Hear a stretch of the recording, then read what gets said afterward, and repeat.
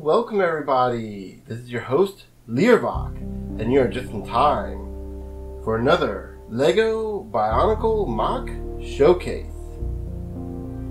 In the last episode, we talked about Matoran Makuta, who was Makuta before he became the Dark Lord that we all know and love. In this episode, we're going to be looking at his brother, Mata Nui, the god, the big giant robot. But as you can probably guess from the previous episode and from what you're looking for us, we're taking a look at Mata Nui before he became Mata Nui, the god, and back when he was just Mata Nui, the Shadow Matoran. Yes, he is a Shadow Matoran, despite the fact of being a god of light, I guess you could say. Technically speaking, he is a Shadow Matoran. To clarify, or to just as a bit of a reminder, or as a bit of a refresher for those who have seen the last episode, or for those newcomers just now listening. Shadow Matoran, in this context, are Matoran that wield both light and darkness to help others. Or back in the original days when Spherus Magna was whole. If you want more info on that, previous episode with Matoran Makuta, it explains a little bit more of the backstory. However, this is, of course, Mata Nui, the Matoran of the Shadow Matoran of light. Whereas Mata Nui's brother was able to wield the shadow mask, the mask of shadows, the Krakan. Mata Nui wields the light mask of the Evoki, in particular the True Evoki, or the Crystal Evoki. A very powerful mask that allows one to utilize light energy. Much like with the Krakan, I keep wanting to call it the Shadow Krakan. Much like with the legendary Krakan, the legendary Evoki was known for causing mostly harm to those who would attempt to wear it. The power would be too great and it would just destroy their bodies from the inside out, make them go crazy and then die, or make them do something else and then die. Either way, there was a lot of dying in there. And the only Matoran able to use the mask effectively, without dying even, was Mata Nui. So instead of being a Matoran of a Shadow Matoran using darkness, like his brother, he used the light to help his friend, to help save people. Which often kept him more at a distance, but, you know, that's how it is. You can't get too close to the darkness, or you're getting engulfed by it. But yeah, that said though, his leadership skills, his ability to, his want to do the right thing was what made him a prime candidate for the Ark project, created by the ancients during the war, before the events of the Cataclysm, where they designed an Ark, a giant robot space colony that would whisk away all the biomechanical, or mostly mechanical, biological life off the planet. This would be like the Turaga, Matoran, the Rakshi, I guess the Vaki would be considered, the Paraka, whatever the original creatures were called, I can't remember. Dark Hunters, whatever their actual names are, I can't remember.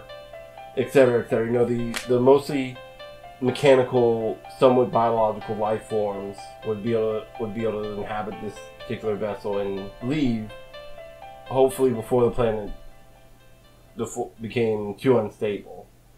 And hopefully before the planet became too unstable, they'll be able to create other arcs to get the other organic life out, such as the Agori, Matoran, and so on and so forth. But that didn't really work out. Then they just managed to only get one ship out. That being what would eventually be called Mata Nui, but at the time was called the Ark. The Matoran Ark. Because the primary life would be the Matoran / Turaga. Which are basically just older Matoran. But they needed someone to pilot it. They needed someone to teach the Ark how to take care of its people.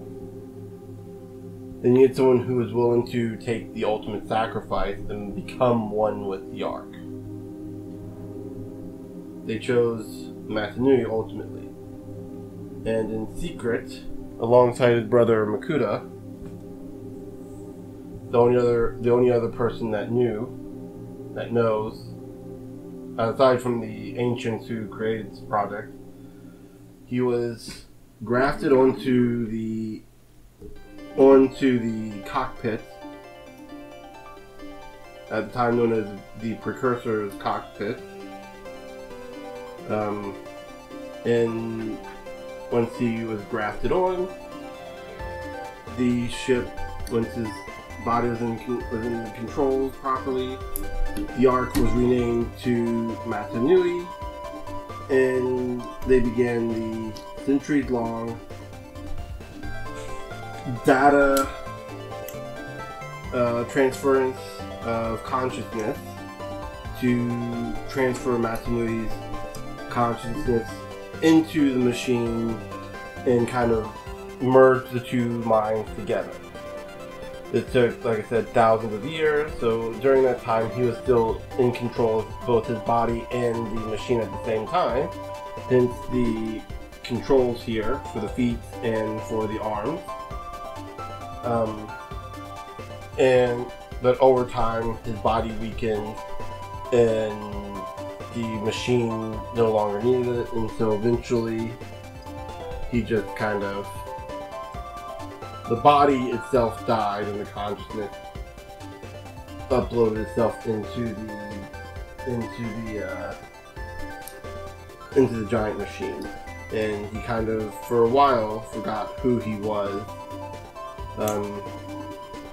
and then that led Makuta to become dark and evil, and not so much jealous of his brother, more so angry at the machine that essentially took his brother's life, and he became resentful and then kind of went mad, and then kind of entered the start of Bionicle, the series proper. By that point though, the Toad had been created after the ship had left, more as a defense for quelling uprisings from the various creatures knocking along, kind of acting as a police, kind of like a peacekeeping corps. But not just that, but also dealing with the invading life that would come from space. Things that would sneak its way aboard the ship and become problematic. So it was mostly that. As the uprisings occurred, very, very little. We had the 6 Kings that I can't remember. They became the undersea baddies for the Mata Nui arc. Who, those are basically the uprising, but other than that, the Toa were more of a defensive capability that kind of got turned into a peacekeeping corps, into peacekeepers, and then kind of into eventually great heroes. But yeah, so let's talk about the Throne of Matanui.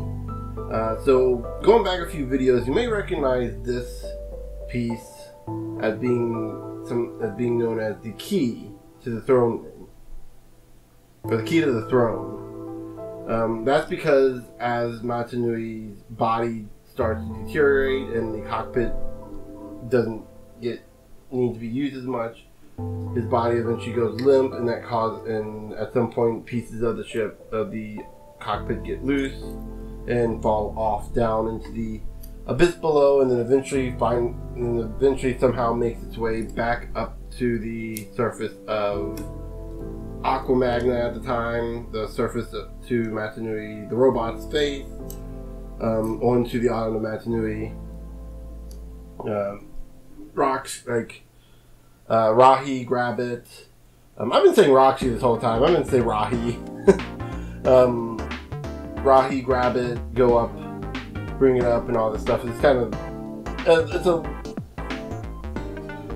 destiny. It's the destiny of it all. Writing 101, when you can't figure out how something works, destiny. It's not pure coincidence or happenstance, it's destiny. Yeah, because that's not going to cause any problems for people.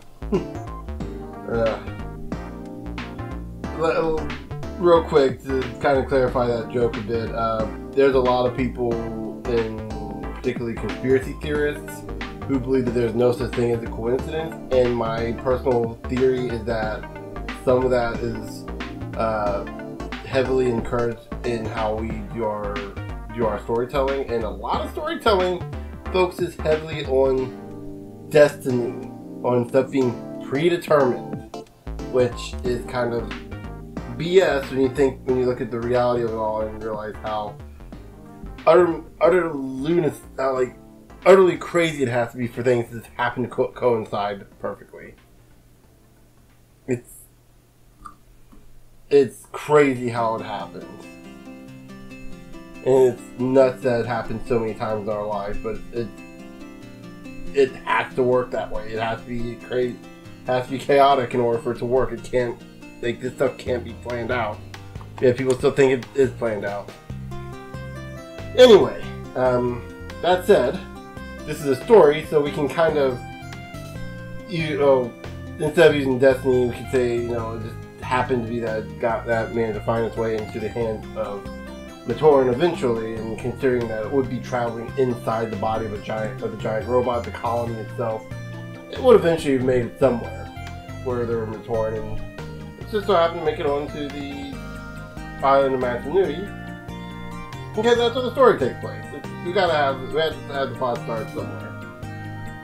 So yeah, as for the cockpit design itself, which is what I really wanted to get into here, I was heavily inspired by Gurren Lagann, and I tried to make a cockpit with the arm things they use. Because in Gurren Lagann, one of the things I noticed, they have these devices that they put their hands in that to move the hands one-to-one with the machine, with the mechs, and then they have pedals for the feet. And I tried building something like that with this, and I thought it'd be kind of cool, especially if you could build such a device that the hands could just kind of flip into, which is where we get the keys, the handles in, because you can fit the hands in perfectly fine. They fit perfectly comfortable in there, almost kind of like a glove. And so I ran with it. I worked with it, and it worked out well. So you have the gears over here that they're supposed to move around as he moves, kind of match his movements, along with the movement of the arm pieces here.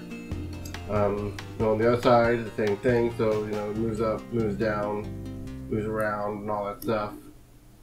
And then back here we just have some gears here that they have a function. But this is more just for show. I don't really know what those functions would be. Those are kind of background cogs. They're always kind of constantly moving because they're part of the ship. And then this cog right here is just to have as a stand because that's the only thing holding this piece together. Most of this actually just kind of hovers in the air, hundreds, if not thousands of miles in the air. Somewhere in the Mata Nui machine, the throne room hovers thousands of miles in the air. Probably somewhere in Voya Nui, I think. That's where they ultimately end up going at the end, and they go to let's see, I'm trying to remember. The Bionicle goes into that big dome thing, which I think was a Codrex? I think. So it'd probably be somewhere in that area. So it wouldn't be Voya. It wouldn't be Cadra Nui. Carter Nui. I said Voya Nui earlier, didn't I? I mean Cadra. There are so many places in this place. I don't. It's hard to keep up everything. Cadra Nui. Or Carter Nui, and then down over the Poison Swamp Star.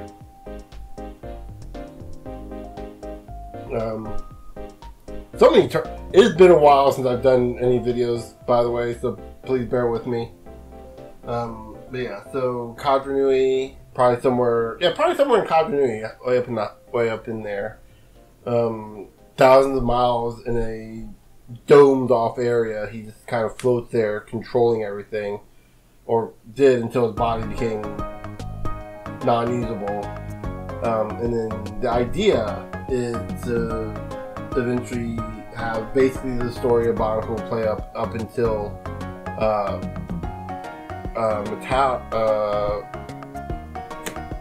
what's his name? Metal?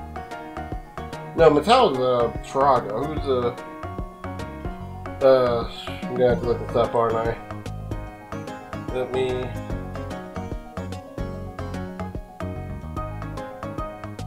Type in Toamari real quick and see what. Let me just. Does it have names?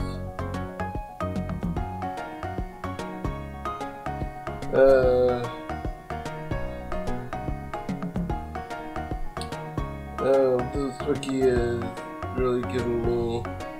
There you go, members.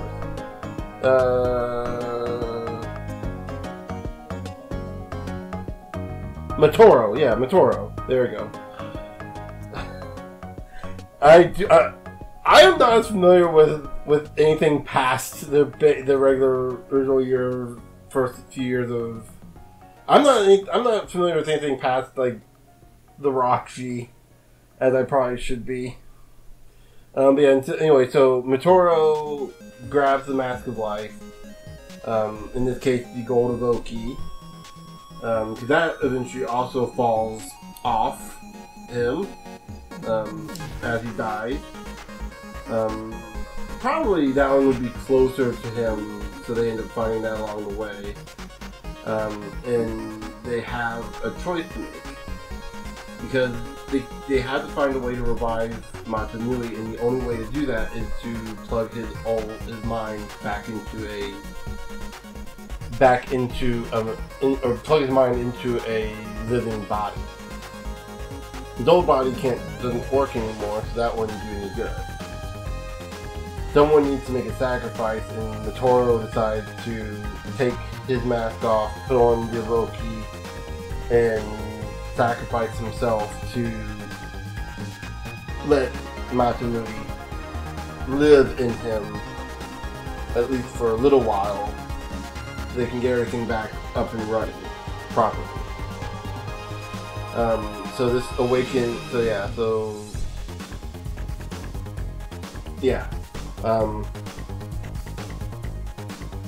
And in this particular scenario, Matoro would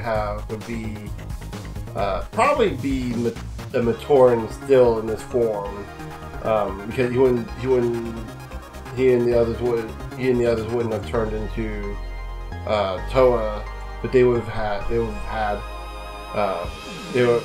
been given similar upgrades as if they were Toa.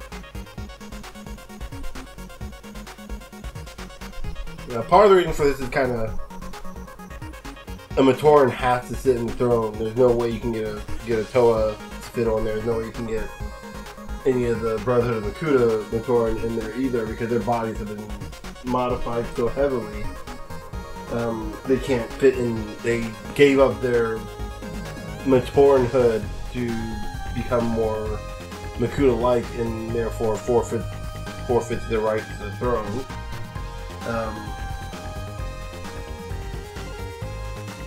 I don't think any of them would even be able to fit their hands in the handles. Except maybe Gorast? Because she has like 4 arms, so yeah. Like, she definitely wouldn't be able to fit either, because she has a different body type. But yeah. So Motoro gives up his humanity to reawaken Mata Nui. Mata Nui lives in Motoro's body, effectively killing Motoro, but, giving him second life. He awakens, the mask reshapes the body to fit his body, and he confronts Makuta, defeats Makuta, not really figuring out how that one's going to be. My idea is to have Makuta kind of just self-sacrifice, like, realize what he's done and kind of self-sacrifice himself for the final step, for the one final step that needs to be done, and kind of become, and also in turn kind of become one with the machine, with the Mata Nui machine as well, and then Mata Nui returns back into the cockpit, returns back to his giant form, and the body is still alive, technically. But then I haven't quite gotten that far yet in my story. But yeah, it's pretty interesting stuff in my opinion. I think it'd be a lot better than just 2 giant robots fighting at the end, and then one gets beamed in the head by a planet. I think that's what happened, right? It's the Aquamagna beams Makuta Mata Nui in the head. I think that's what happened. I started falling off of Bionicle around the Glatorian stuff, and it just kind of got weird. It got like it's gonna sound weird. It got weird at that point. Well, no, it was any other weird points in the show. It got weird before that. No, I think I felt like they were trying to start a new canon with the Bear Magna, and they kind of like pushed it aside. The final years of Bionicle kind of got the final years of Geo and Bionicle kind of got a little weird and messy, and it's kind of obvious that they're kind of being forced to finish it up. We don't have time for this. So they had to rush a lot. But yeah, I always wanted to see Makuta and Mata Nui have some sort of fight that didn't end in the strongest winning, but rather more kind of had more of a somber ending. As Mata Nui looks at his brother and says, "What have you become?" Makuta realizes that he's become the very thing that he originally hated. Looking at his brother, looking at him about to kill his brother, he realizes that he's become the very monster he swore to protect, to fight against. He's about to kill the one person he cared the most for, and he lost sight of that. So yeah, and he just kind of redeems himself at the end, knowing that all the horrors and bloodshed that he caused can't be forgiven, but he can at least make up. He can at least sacrifice himself to end most of it, and that would fix. Yeah, that would be and like I said, that would be the final linchpin. The thing that would be the last piece of what needs to be done is that one big final push that only Makuta could do. Only Makuta Pterodax could do. But yeah. I think that's about it. So yeah. Real quick, this will probably be my last Bionicle related video for a while. I don't really have. Actually, no. I have a few more. I have a few more things I can show off. But they're not really going to be related to the rebuilt saga. They kind of are, but they're going to be like it's more like tertiary background information. But yeah, this has been a fun project for me to be working on over the past 2 years. Yeah, 2 years has been that long. At least 2 years since I started the project, around this time in 2020. A year and a half, rather. Started like back in April when we were in quarantine. But yeah, this has been a fun little project, and I love showing off my designs, my stuff that I've worked on, from my mechs all the way to my Matorans, my Toa, and like I said, one of my goals for this is to kind of show that you can build you can build stuff that doesn't require like 50 bajillion pieces. Like some of the other I've seen a lot of great MOCs out there that use like 1 billion pieces to make the entire thing, and it looks awesome and amazing. But it's like you can't play with it. You just built a statue out of Lego, which granted, cool. I mean, it still looks cool and all, but like, I like to play with my toys. Like, even after I'm done with this recording, I'm still going to probably play around with these guys, which is why I added a little sticky tack to Makuta's head there, because I want to play with him a little bit. And I can't play with him effectively if, the eye sockets are falling out every 2 seconds. Eventually I'm going to set them up for display and rotate them out with other toys as I play around more and more, but yeah. And I know that sounds weird. No, grown adult, 33 years old, still plays with toys. I enjoy it. Don't at me. I don't like sports. I like video games and Legos. Of course I'm going to play with my toys. It's fun. It's like, then to be fair, it's better than watching sports. Better than sitting there watching someone else play with their toys. I mean, let's face it, we do that. We watch people play with toys all the time. It's called stop motion. Or toy review channels. They're doing the same thing. They're effectively playing with their toys. But yeah, also, like, in all seriousness, it's like these are still fun little projects to work on, and I'm proud to show off what I've made. And what's incredible is I look back, I'm looking at some of the stuff I have on my desk right now, and looking at all the stuff I don't end up showing you guys. Like, these are works that I'm happy enough to show off building, that I'm really proud of showing off. Versus, like, some of the stuff, like, I'm not gonna show you half the stuff that's in my bins right now, because this stuff I've been working on trying to make it work right, and it just hasn't gotten there yet, and it ends up being completely deconstructed. For example, both Makuta and Mata Nui originally start off as different builds. I found the mask of the movie, the special edition Kraken, and I was trying to build something.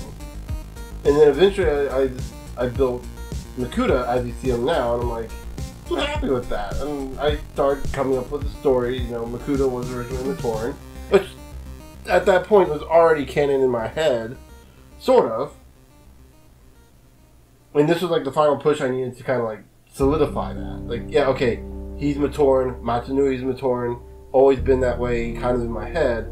Never really kind of confirmed or denied that, even in my own canon at the time. But then I had already built the Throne of Matanui, and I started thinking about the story behind that, and what it means to be Mata Nui, or what it means to be piloting the god. And it's like, oh no, it makes sense that the god himself would be the original version of him. And yeah, so it's I kind of build the figures, come up with a story after, and it's worked out well so far for me. But yeah, I think this video has gone on long enough. So with all that said, I will see you guys later.